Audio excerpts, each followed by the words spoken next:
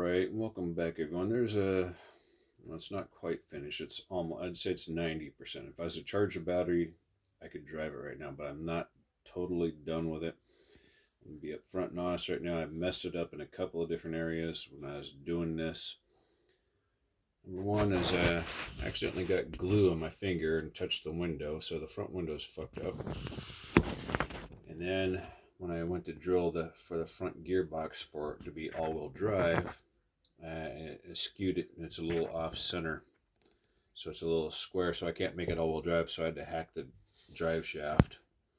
So that's part's done. But the paint is, I don't know, it's twisted a little bit in the light. You see, it kind of looks at least kind of coppery, and then kind of purple. And you can see where I accidentally dripped resin, fiberglass resin on it, tried to sand it out, but it ate into the plastic. So either way, it's going to require another coat of paint. Custom chin spoiler. Hand painted the grill with those paint markers, and I'm not too thrilled about how that turned out. Either way, I think I'm going to sand it again and paint it again after the paint thoroughly hardens. Trim the rear bumper down, but I got to put some more gap filler in there and sand it back down. This is just to kind of get a rough idea of where it stands, and I managed to free up some of the friction in it too. So you see, by comparison, here's the Porsche, another K989. The wheels aren't even turning, so I managed to free up some of the friction in there.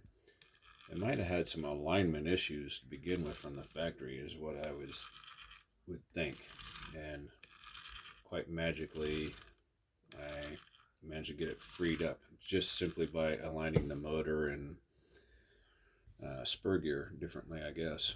Maybe just by a half a millimeter. It might have been accidental because everything was hand drilled. And I know I said I hated them white wheels, but they would look best underneath there, but to get those in there and to drop the car down low enough would mean I'd have to cut those wheel arches, and I didn't want to ruin those fender flares at all, so I didn't want to cut that, so I left it a little bit higher. And there's a look on the inside. So knowing if I was going to make it, sorry for shaking, two-wheel drive, I would have laid things out differently. I would have moved this battery closer to the edge, and I would have put this somewhere up here, maybe up on the edge or something like that, or I don't know. I would have done something a little bit different anyway, or maybe even extend the wires and put the receiver in the back right here.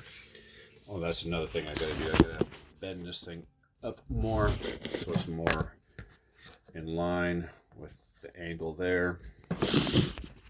It'd be hard to discern that, but anyway. So there's a few more things I wanted to do, and for some reason I really thought I had 3 of these things. And then I started on another chassis, but that's now canceled. I saw there's another manufacturer in the mini car market that's relatively new, and for their body, I forget the name brand, but for the body, you may have seen them.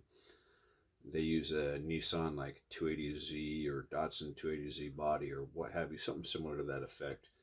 And they're roughly $100. So I think I'm going to pick up one of those, then modify it to the other model car that I'm working on. I'm not going to show you that just yet. And then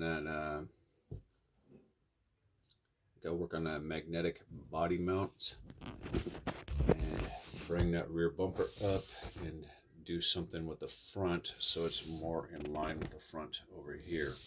Got minor issues.